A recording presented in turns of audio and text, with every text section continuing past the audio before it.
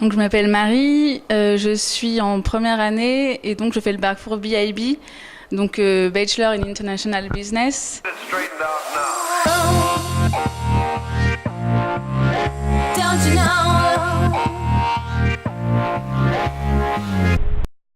Alors le GGSB c'est Grenoble Graduate School of Business.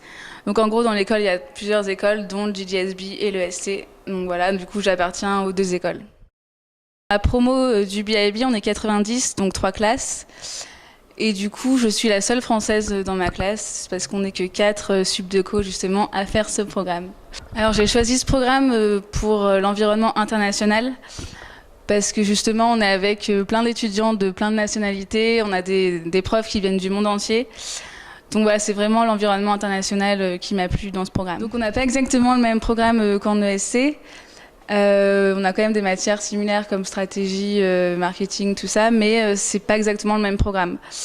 On a un peu moins de matières, un peu moins d'heures de cours, mais ça reste quand même intéressant. Et donc voilà. Alors à la fin de cette année, on obtient un bachelor, donc qui correspond à un bac plus 3 au niveau international. Elle n'est pas encore reconnue en tant que licence en France, mais c'est en cours. Donc normalement, ça devrait passer en fin septembre, je crois. Et donc voilà, et après on a le diplôme, le DESMA comme tout le monde à la fin des 3 ans de l'ESC.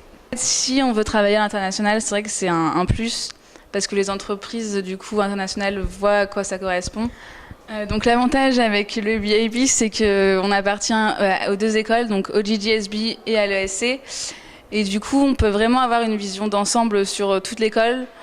Donc j'ai aussi été intégrée à l'ESC en faisant une liste B2 par exemple, en rentrant dans une asso. Enfin, on n'est pas coupé non plus de l'ESC, donc c'est vraiment... Voilà, c'est cool. Alors déjà, c'est les notes du concours. Il faut avoir 16 de moyenne en anglais au concours, à l'oral comme à l'écrit.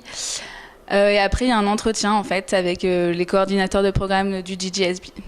Donc on attend de nous qu'on soit vraiment à l'aise en anglais parce qu'on se retrouve dans une classe où avec des gens qui sont vraiment bilingues, donc des natifs, même par exemple des Norvégiens mais qui sont quand même complètement bilingues. Et du coup il faut vraiment s'adapter assez vite, mais c'est vraiment marrant et donc il n'y a pas de souci.